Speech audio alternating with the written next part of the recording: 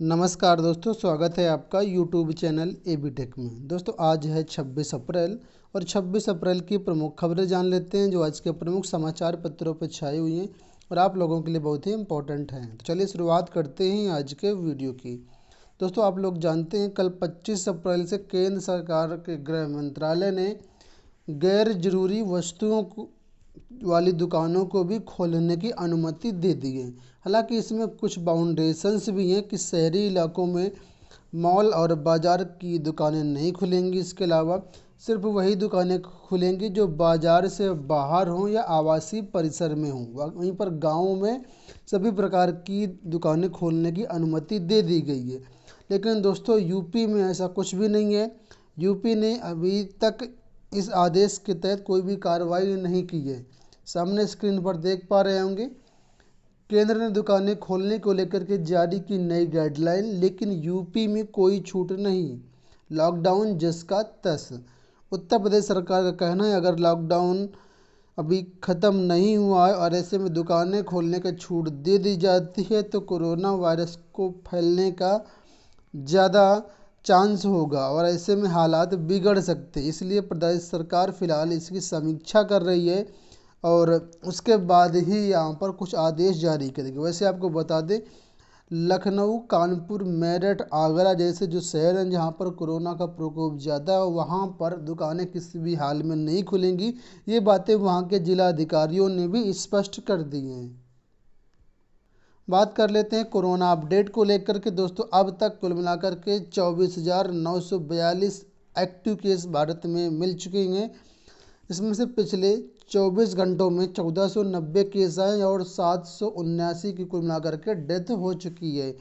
अगर यूपी की बात करते हैं तो 1748 केस टोटल हो चुकी हैं, 26 की डेथ हो चुकी है। इसमें से पिछले 24 घंटों में 174 नए केस सामने देखने को मिले हैं। दोस्तों इसी बीच कोरोना को लेकर के एक बड़ी अपडेट आई। आज तक न्यूज़पेपर की तरफ से अपडेट दिया गया है और दिया है यहाँ पर सिंगापुर यूनिवर्सिटी का दावा 20 मई तक भारत में ख़त्म हो जाएगा कोरोना वायरस। देख लेते हैं पूरी अपडेट क्या है। 25 अप्रैल 10:55 की रात की अपडेट है। दिया है SUTD का मतलब दोस्तों यहाँ पर फुल फॉर्म दिया गया है Singapore university of technology and design. ठीक है, तो यहाँ पर इस यूनिवर्सिटी ने दुनिया के संदिग्ध, संक्रमित और स्वस्थ मरीजों के मॉडल का किया विश्लेषण। दुनिया भर में कोरोना वायरस के मरीजों की संख्या 28,08,40,000 से ज़्यादा हुई है। तो इस यूनिवर्सिटी ने आर्टिफिशियल इंटेलिजेंस की मदद से जुटाए गए आंकड़ों का विश्लेषण करने के बाद यह दावा किया है कि 20 मई तक भारत में कोरोना खत्म हो जाएगा। ठीक है, तो दोस्तों ये एक बड़ी अपडेट है। अगर ये भविष्यवाणी सही होती है तो इससे बड़ी अपडेट और कुछ भी नहीं कहा जा सकता है। वहीं पर कोरोना वायरस के दुष्प्रभावों को देखें दोस्तों, सबसे ज़्यादा जो असर पड़ रहा है वो देश की अर्थव्यवस्था और रोजगार पर पड़ रहा है। सामने देख पा रहे होंगे लिखा है कोरोना लील रहा कोरोना का रोजगार। चाहे अमेरिका में हो, चाहे ब्रिटेन हो, चाहे जापान हो, चाहे दक्षिण कोरिया हो, जर्मनी हो, भारत हो, हर जगह के हालात हैं, नौकरियों पर संकट छाया हुआ है। भारत की बात करते हैं तो भारत सबसे खराब हालात। भारत में 26% हुई बेरोजगारी, 14 करोड़ ने गंवाया काम। गाँव में पहली दफ़ा शहरों से ज़्यादा हुई बेरोजगारी। तो दोस्तों ये हाल है यहाँ पर और आने वाले टाइम पर बेरोजगारी बहुत ही ज़्यादा बढ़ जाने की। अब बात करते हैं कुछ अन्य खबरों की। दोस्तों एक अपडेट ये है आप लोगों के लिए, फर्स्ट डिवीजन वाले सामान्य वर्ग के छात्र ही छात्रवृत्ति योजना में आवेदन की हकदार। तो उत्तर प्रदेश में अब प्रथम श्रेणी यानी 60% के ऊपर जो अभ्यर्थी लाएंगे नंबर, वो ही छात्रवृत्ति एवं शुल्क प्रतिपूर्ति योजना में आवेदन के हकदार होंगे। इसके लिए संबंधित नियमावली में संशोधन का प्रस्ताव शासन को भेज दिया गया। सत्र 2020-21 से लागू कर दिया जाएगा। प्रदेश सरकार 2 लाख रुपए तक सालाना आमदनी वाले सामान्य वर्ग के परिवारों के विद्यार्थियों के लिए छात्रवृत्ति के साथ साथ शुल्क भरपाई की सुविधा देती है। नए सत्र में इसके नियमों को और कड़ा किया जा रहा है। तो सामान्य वर्ग के फर्स्ट डिवीजन वाले अभ्यर्थी ही अब छात्रवृत्ति के फॉर्म भर पाएंगे।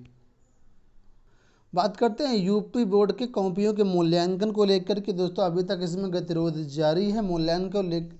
मूल्यांकन कब से होगा कब से नहीं होगा अभी तक स्थिति स्पष्ट नहीं हो पाई है। ठीक है, यहाँ पर दिया है लॉकडाउन के बीच यूपी बोर्ड कार्यालय खुले हुए 5 दिन बीत गए हैं, लेकिन मूल्यांकन को लेकर के अभी कोई फैसला नहीं हो सका है।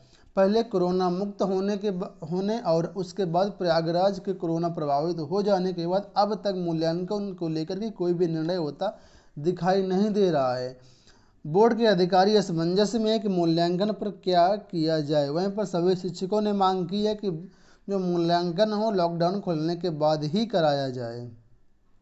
अगली अपडेट की बात कर लेते हैं। तो दोस्तों नया जो शैक्षणिक सत्र होता है स्कूलों में वो अप्रैल से चलता है वैसे तो, लेकिन इस बार संभावना थी कि जुलाई से चलेगा। लेकिन दोस्तों यहाँ पर एक अपडेट और आ चुकी है, सामने देख पा रहे होंगे, सितंबर में नया शैक्षणिक सत्र। दोस्तों कोरोना की वजह से पैदा हुए हालातों को देखते हुए इस बार शैक्षणिक सत्र जुलाई के बजाय सितंबर से शुरू किया जा सकता है। इस संबंध में विश्वविद्यालय अनुदान आयोग यानी यूजीसी द्वारा नियुक्त पैनल ने सिफारिश की है। पैनल ने कहा है कि शैक्षणिक सत्र 2020-21 इस बार जुलाई की बजाय सितंबर से शुरू होना चाहिए। वहीं पर आप लोग जानते ही हैं कि इस समय लॉकडाउन है और सभी स्कूल कॉलेजों में ऑनलाइन पढ़ाई हो रही है। ऑनलाइन पढ़ाई में सबसे ज़्यादा जो डर है बच्चों के लिए, इसीलिए सरकार ने आदेश करे हैं कि ऑनलाइन एजुकेशन की निगरानी होनी चाहिए। राज्य बाल अधिकार संरक्षण आयोग ने सभी जिला अधिकारियों को निर्देश दिया है कि ऑनलाइन एजुकेशन की निगरानी के लिए नोडल अधिकारियों की तैनाती करें। जहाँ भी ऑनलाइन क्लासेस चल रही हैं, किसी भी माध्यम से चल रही हैं, चाहे जूम ऐप के थ्रू या किसी और माध्यम से हो, तो बच्चों पर होने वाले दुष्प्रभावों को उनकी जानकारी दी जाए। साथ ही स्कूल के शिक्षकों, प्रबंधकों और अभिभावकों से इसकी निगरानी, मूल्यांकन और परिणामों के प्रति सजग रहने के लिए भी कहा गया है। मोबाइल से होने वाले दुष्प्रभावों से बच्चों को बचाने के निर्देश दिए गए हैं। बच्चों के साथ साथ दोस्तों अब शिक्षकों की भी ऑनलाइन पढ़ाई एक तरीके से कह हो सकते यहाँ पर दिया गया। शिक्षकों के लिए बना रहे अंग्रेजी का ऑनलाइन स्पोकन कोर्स। मतलब यहाँ पर ये है कि लॉकडाउन में शिक्षक जो उनको भी ट्रेंड करने की तैयारी चल रही है। इसके लिए ELTE, ठीक है, यानी आंग्ल भाषा शिक्षण संस्थान के विशेषज्ञ परिषदीय शिक्षकों के लिए अंग्रेजी का ऑनलाइन स्पोकन कोर्स बना रहे हैं। प्रदेश के तकरीबन 1,59,000 प्राथमिक एवं उच्च प्राथमिक स्कूलों के भाषा शिक्षकों के लिए इसे अनिवार्य किया जाएगा। पहले चरण में अंग्रेजी माध्यम स्कूलों में लागू करेंगे, उसके बाद जितने भी परिषदीय स्कूल है वहाँ के सभी शिक्षकों को यानी एक भाषा शिक्षकों को इसकी ट्रेनिंग ऑनलाइन माध्यम से दी जाएगी। ठीक है, ELT ने अपने YouTube चैनल पर स्पोकन इंग्लिश का पहला वीडियो अपलोड कर दिया है। तो दोस्तों शिक्षकों को भी इससे अब ट्रेंड किया जाएगा, उनको अंग्रेजी सिखाई जाएगी। दोस्तों कोरोना वायरस का प्रकोप हर जगह छाया हुआ है। इसी के तहत SSC ने भी अब परिणाम पर संकट के बादल मंडरा रहे हैं। SSC के परिणाम पर बात हो रही है। SSC के विभिन्न परीक्षाएं जो पोस्टपोन कर दी गई, आधी परीक्षाएं बीच में ही रोक दी गई थी। अब जो परिणाम आने थे, जो परिणाम शेड्यूल्ड थे, उन परिणामों पर भी संकट मंडरा रहे हैं। हालात ये है कि जितने भी आयोग हैं वो मोस्टली बंद हैं। अगर बंद हैं तो बहुत ही कम स्टाफ, अगर खुले हैं तो बहुत ही कम स्टाफ से खुले। ऐसे में कॉपियों का मूल्यांकन भी प्रभावित हुआ है। इसलिए SSC ने हालिया में नोटिस जारी करके 3 परिणाम जो आने वाले थे उनको पोस्टपोन कर दिया गया। उनका कहना है कि परिणाम पूरी तरीके से अभी तक तैयार नहीं है, इसलिए वजह से ये कदम उठाया गया है। अब कौन कौन से परिणाम है तो यहाँ पर देख पा रहे होंगे।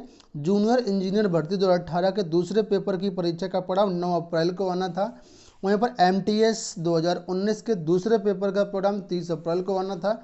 जबकि दो बड़ी भर्तियों थी, एक संयुक्त स्नातक यानी CGL 2018 के तीसरे चरण की परीक्षा का परिणाम 8 मई को आना था। ये सभी परीक्षाओं के परिणाम फिलहाल अभी पोस्टपोन कर दिए गए हैं।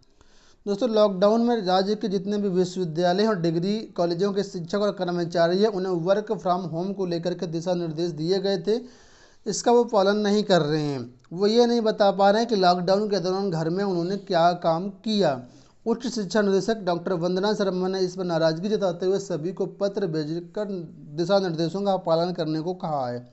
ठीक है दोस्तों, यहाँ पर कहा गया था इन शिक्षकों से कि वर्क फ्रॉम होम करें। अब जब सरकार ये जानना चाहती है कि आखिर क्या किया। एक फॉर्म दिया गया, फॉर्म भरने में कहा जानकारी देने कि आपने लॉकडाउन के दौरान घर में वर्क फ्रॉम होम किस तरीके से किया। तो सभी शिक्षक इसको फॉर्म नहीं भर पा रहे हैं, उनको समझ में नहीं आ पा रहा है कि क्या फॉर्म में भरें क्या नहीं भरें। उत्तर प्रदेश में दोस्तों आप लोग जानते हैं कि महंगाई व अन्य भत्तों को फिलहाल रोक दिया गया। इसको लेकर के मोस्टली लोग जितने भी राज्य कर्मचारी हैं ये सब इसका विरोध कर रहे हैं। राज्य कर्मचारियों ने कहा है पहले उद्योगपतियों का माफ कर्ज वसूले सरकार, फिर कर्मचारियों का इस तरह से महंगाई व अन्य भत्तों को बंद किया जाए। ये पूरी तरीके से गैर मतलब एक क्या कह सकते हैं इसको अनुचित है। वहीं पर कर्मचारियों ने कहा है कि राज्य सरकार को इस बारे में पुनर्विचार करना चाहिए। वहीं पर दोस्तों केंद्र सरकार ने आप लोग जानते हैं महंगाई भत्ते को फिलहाल रोक दिया है। वहीं पर केंद्रीय कर्मचारियों के भत्तों में भी कटौती की तैयारी चल रही है।